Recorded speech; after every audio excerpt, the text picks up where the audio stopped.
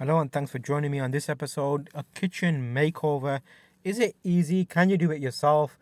And in this episode, I'm going to basically explain how in my kitchen I had a large larder unit in this corner. I took that larder unit away, and behind it, I discovered that the wall was not plastered and it needed to be retiled. So I picked up some 2 foot tiles as well as a tile cutter to help me sort this out. So I'm going to basically be tiling up this wall and doing quite a few little jobs. I thought I'd record it as a bit of a diary so you can see what it takes to make over your own kitchen.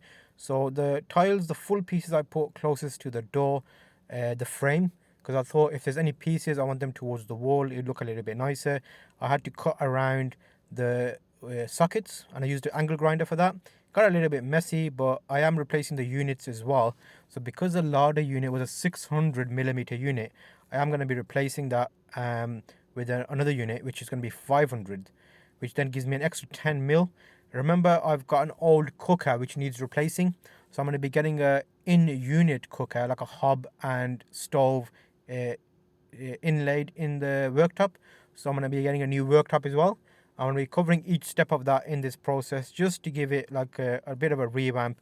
It's nothing too intense. It's basically simple carpentry work. So tiling, grouting, cutting tiles, measuring, checking the level of your worktops and putting them down on the floor, and then, well, yeah, just little things that you would normally do as a DIY project, just combined together to make a bigger project. This took about 4 days in total. So what you'll see in this episode is me putting the units in place, aligning up the units, making sure the tiles are in line. So when the units are in place, the tiles match up nicely. I also ended up tiling a lot of this wall because it looked a bit weird. The old tiles I had on the wall we did about 10 or 11 years ago, and I couldn't find those tiles again. So what I did do was buy new tiles, and I thought, okay, I'll do up until a certain point, and I ended up doing all one side of a wall, and that was all tiled up. So you'll see you can adjust the worktops from the base. There's like a screw that you can screw just to adjust the level of it to make sure they're level. So once you have one set up to the correct level, remember old worktops are set up to about 29 inches. That's how tall they are. So I wanted to make sure that the new units I'm putting in are at the same height. So when I put one worktop across all of these, because remember the stove is going to be inlaid in the worktop, so I'll have to cut a section out for that. Then they all match up and the drawers open nicely and they're level. It can be easier to do this when you're ripping out an entire kitchen and setting up a new kitchen. But replacing individual units is more tricky because you're basically trying to line up against multiple things. You want the floor to be level for that unit. You want to line up to the unit adjacent past the cooker to the one that's here. And then also make sure that the drawers also move. So like, open and close easily. And there's enough space for the fascia board in the bottom where the legs are. So overall, this is like a bit of a diary process to show you how this is working. Stay tuned because in this episode you'll see a number of steps me taking part to update the kitchen and revamp it, and you might get some tips along the way in terms of how to think about this.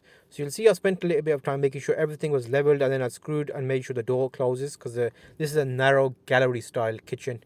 So it's like not a big kitchen, it's not a fancy kitchen, but it's just little projects that I've been putting off for a long amount of time. And if you remember, I've done the extension build, and off the back of that, I thought, you know what, as I'm now into the working mode, let me just get all these little jobs out the way. So the tiles I'm cutting with a tile cutter.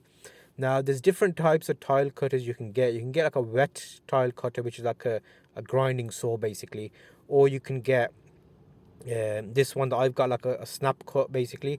It scores on the tile and you snap cut it. You can't do any fancy cuts with this. You can simply do diagonals and straight cuts. You'll see here's a worktop that I'm just testing to use. I got a similar black granite worktop, 40 millimeter, which is about 4 centimeters. No, 40 millimeter? Yeah, 4 centimeters. That's about what, 2.5, 2.5, 5, about 3 inches, kind of. Does that sound about right? So yeah, this is butted up against the wall. I left purposely a gap around there. I wanted to put a fascia board in there and adjust that. All the doors open correctly. And also I did realize that my doors, the cupboard that I've got, didn't exactly match my old cupboards. So what happens is, if you have a cupboard or if you have a kitchen unit, and you don't find the right match, you can get vinyl stickers to stick over the top. So that's what I did. You'll see how that worked out for me, and over time I'll test that to see if it does any good. So you'll see I'm just cutting out the individual tiles there and working my way around. I'm not really in a rush. I'm just taking my time with this. There's no specific deadline because I've not really got, I don't need to worry basically. So I'm just adjusting it as I go along and fixing that up and making sure that it works easily for me. So you'll see that I'm using a brush to clean the tile cutter. Why I do that is if there's any bits of broken tile left in that snapping place, it can snap in an awkward shape. So always keep that smooth. So basically it's like a pad. The scoring takes place, the tile where it's scored sits on the pad, and you apply pressure to both sides of it, which basically snaps along that score line. That's how these tile cutters work. And you can see real time how long that takes. So I clean it out, line it up, measure it, and then just use the tile cutter. There's a little guide in the top. It's not always accurate. If you're cutting the short distance of the tile, then you're fine. If you're cutting along the full 2 foot length, you want to make sure the top and bottom line up with your blade, and you use pressure on it and it snaps. So you'll see I'll put pressure on there. You have to give it quite a bit of pressure actually. I thought, it's more pressure than, and you also pressure on the top of the tile. See how it just snapped there, and how that piece has come away and it's giving me a nice clean cut, and that piece can be used now. So overall tiling is like just one of those little finicky things. I don't think there's too much knowledge involved in this. It's just a case of being a little bit hands-on, learning, and if you've got extra box of tiles, then you'll kind of learn from your mistakes. Buy extra tiles basically, and you've got enough there to make a few mistakes. And these bigger tiles, you've got not less scope for error, but it's taking up more surface area, isn't it? That's something to consider if you're doing these tilings. They're bigger, they're harder to handle, so you can maybe use smaller pieces if you prefer that. But then I don't like to have too many joints. With this, I'll grate over all the joints. I'm just adjusting them. And if you're doing halfway up the wall, if the wall is kind of not supported by anything, you can put little blocks in wood at the bottom of your tiles, because they are quite heavy and stops them moving down. If you make a slightly firmer mix with your grate, because I'm using grate powder, which I'm mixing up myself to a consistency. If you're not too confident with that, think of like flour and water. When you put water in a flour, you make like a dough type thing. It can be really runny, it can be a bit finer mix, it can be a bit thicker mix, you can decide. So I don't think that's too intensive, but if you're totally new, you can get grate that you can actually get in the box pre-made, so it's like already ready to use. I'm just making sure to measure and get the right cuts I need to set up the tiles in place. And the tricky thing with these tiles is I would suggest get plain tiles. I got patterned tiles, and it's quite intensive to match the pattern up. So it's like you can't use certain bits because you've taken a section off it. So it's all interesting how that works out. So make sure that that's something you can consider and think about. Overall, these things are just time. You take time and you kind of work it out and see how the pattern works out. And if the pattern works out well for you, you carry on going. So I ended up using, I bought 7 boxes first. There's 9 tiles in each box. And then I bought 5 boxes again, because I did half the wall and I did the remaining.